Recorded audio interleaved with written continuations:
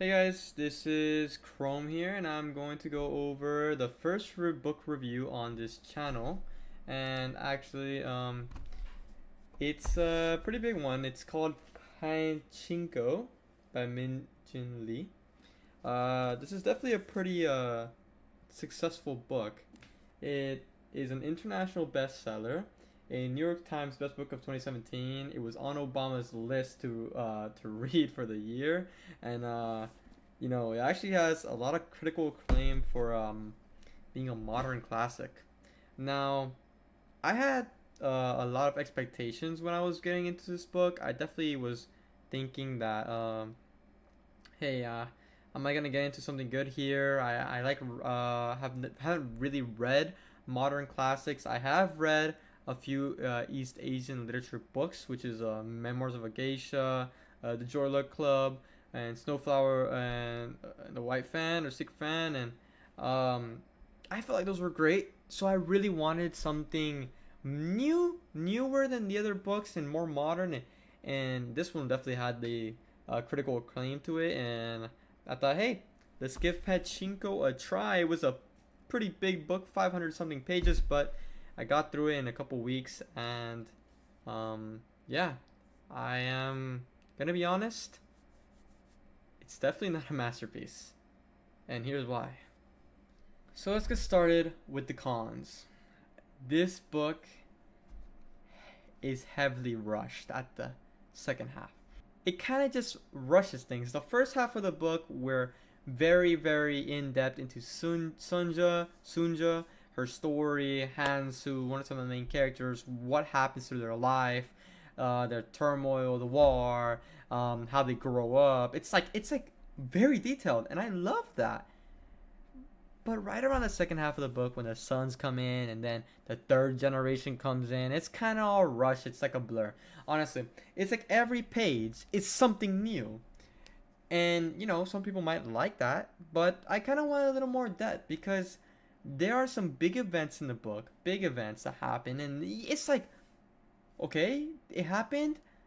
Can we have a little moment to have a like thought about it? Like, what happened? How did the other characters feel? It's like somebody dies. This is just an example. Somebody dies in the book, and then boom, time skip. 5 years later, and nobody cares anymore. Everyone's moved on with their life. Is that really how things are here? Like, I would have loved some time to just think about what happened after they died. What happened after this event?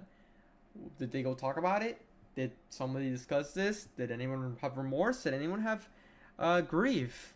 It's like it's just like that. They move on, and boom. It's kind of fast paced for me. They're definitely missing some plot in the book. For example, like I was saying, the character dies. Well, he has a wife and kids, and we never even talk about his wife and kids, even though he was a pretty big character for like half the book. He just dies, and like nobody cares that he dies. We skip him over. His story was the only thing keeping the plot moving forward, and we just forgot about him so we can talk about something else. Okay. And by the way, he was my favorite character in the story too. The way he tried to, really lift himself up and take the, if people tried hard enough approach, they could eventually succeed. But eventually, it didn't really end up succeeding for him. Um, Now the third generation, I felt like the third generation in this book could have really just been its own book. Because it kind of just doesn't make sense. We don't have enough info on how they grew up and why they make the choices they do. It's kind of like, okay, why is this kid just deciding to throw his life away for this Japanese girl that's in drugs? Why is she? Why are we letting? Why is he doing that? He has a great girlfriend at home, and he just throws his life away. And it's not like I have a problem with doing that. It's just like, why? We don't know because he was kind of brought in late. The third generation was brought in late. There's like 100 pages for them, 50 pages from, and the book ends. Okay, interesting. I mean, I think they're an interesting addition, but I would have loved to see them fully fleshed out. Um,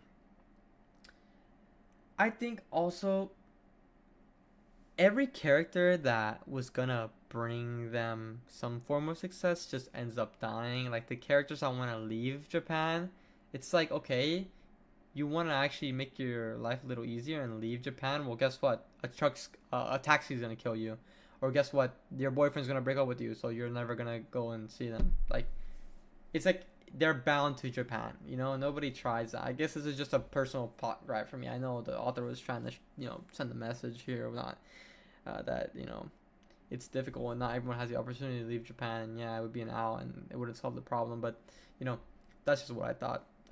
Other than that, though, those are all my cons. Alright, guys. So I know I just said a lot of cons about Pachinko, but honestly, even though it's not a literary masterpiece and it's not a perfect book, it's not, I don't think it deserved all those awards. It didn't deserve the critical acclaim that it received. It deserves some. And here's why. The message in Pachinko is really good, okay? It showed a lot about how Koreans had struggled in Japan during the Korean War or during World War II when they got misplaced or had to be forcefully removed for their safety to another land. And I thought it did a great job explaining the difficulties that these Koreans had to go through in a time in history where people don't really know much about, As an American, I really only know about American during the Korean War. I didn't really know how the Koreans, lived and the people that had to leave, and they can't really go back to Korea. The book showed it and explained it perfectly. The character development in the first half was really damn good. The second half, not so much, but the first half was beautiful. Even the second generation was really great until they just decided to kill off the character for no reason. Anyways, it was amazing. The first half, this is definitely a must read, at least once, But it's not a literary masterpiece, so be careful with that. People will say anything about a good new book that came out, and this is a damn good book. And I know it's not really that new anymore. It's about 7 years old, and I know I'm late to this, but it's still relatively new, and I think it's on its way to being a modern classic.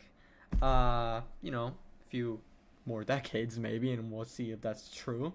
But I think it's a damn good book. It's got a great message. It's showing how people strive and preserve their identity in a place that doesn't want them there, that hates them. I mean, it really tackles the identity crisis of who are you when, if you want to be yourself, you're hated, and if you try to be something else, you're not really feeling amazing because you're not yourself, You're not. So this is my real overview on the book. I think it's worth reading. Pachinko is awesome, and if y'all haven't read a book like this in a while or want to get into it, Pachinko's a great way to start. And yeah, guys, that's Chrome. This is my first book review, and I hope you guys enjoyed it. Until next time, guys. See ya.